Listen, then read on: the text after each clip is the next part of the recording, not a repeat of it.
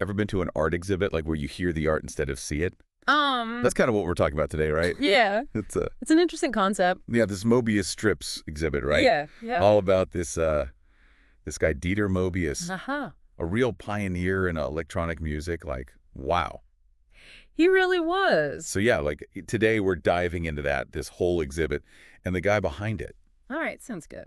What is it about this guy, Dieter Moebius? Like, what makes him so special? Well, he was one of the most important figures in Krautrock. Oh yeah, Krautrock. You know what that is, right? Yeah, yeah. It's like German, right? It is. Came out of Germany. Lots of synths and stuff. Lots of synths, yeah, for sure. But also, like, really experimental, you know? Really different from the music that was popular at the time. Like, how so? Well, think about, like, pop music back then in the 60s and 70s. You know, it was all very structured. Right? Like verse, chorus, verse. Exactly. Verse, chorus, verse. But krautrock, totally different. They were all about improvisation. Wow. Yeah, like long instrumental jams. And they were like really into using electronic instruments, you know? Like in ways that nobody had done before? Yeah, exactly. They were using synthesizers and tape loops, and they would even just like record random sounds and use that in their music. That's really cool. Yeah, it was really, really groundbreaking. So like, how does Dieter Moebius fit into all this?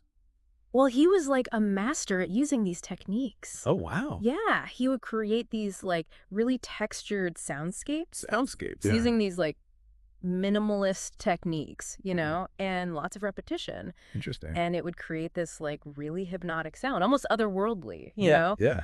And his work with these bands, Cluster and Harmonia, they really like push the boundaries of what electronic music could be. So that's got to be what makes this exhibit so cool, right? Yeah, totally. Tell me more about it. So Moebius Strips, it's Yeah. like a totally immersive experience. What do you mean? Well, they use like thousands of sounds from Moebius's own archives, you know? Oh, wow. Like what? Like snippets of his music and like field recordings he made, even sounds of him just like working in his studio. That's wild. Yeah, and they use all this with like really high-tech spatial audio technology. Wow. So it creates this like constantly shifting soundscape that surrounds you, you know? And around you, yeah. It's like you're stepping right into his music. So cool. It is. So this whole Moebius strip concept, like Yeah. how does that like actually tie into the exhibit? You're right, it's not just a name. Yeah. So the audio in the exhibit, it's designed to be continuous and cyclical. Like a Moebius strip. Exactly, like a Moebius strip. You know what that is, right? It's like it only has one side. Yeah, one side, one edge. It's like a loop,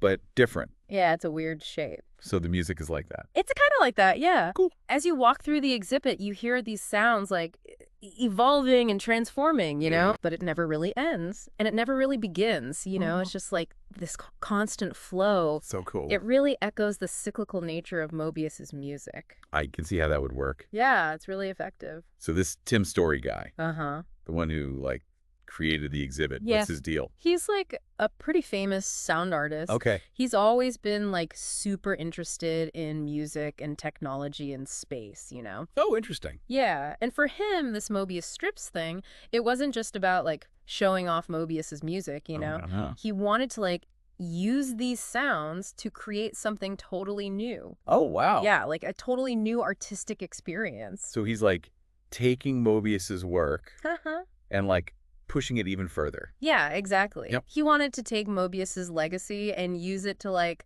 push the boundaries of what an exhibition can be, you know? It's pretty cool, but like some people would probably say that like you can't really capture the energy of Moebius's music, you know? What do you mean? Like the energy of seeing him live, Oh, yeah, for sure. like no matter how cool the exhibit is.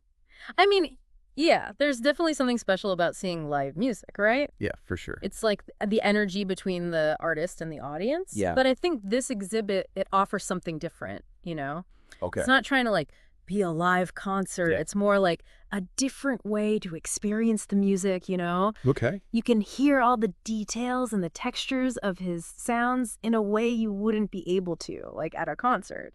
And like, what about people who never got to see him live? Yeah, Yeah. exactly. For them, it's like a perfect introduction to his music, you know? That's cool. It is. Makes you think, you know? About what?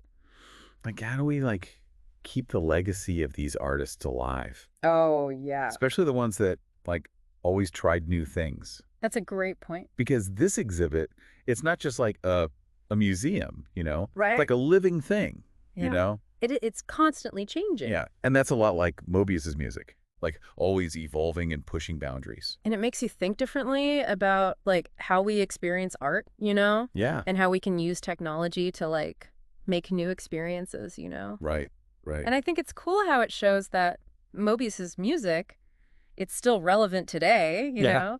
Like, you can hear his influence in so much of the electronic music that's being made now. That's true. Yeah. It's pretty inspiring, right? It is. So, like, think about that. What if your work could be, like, reimagined in an exhibit like this?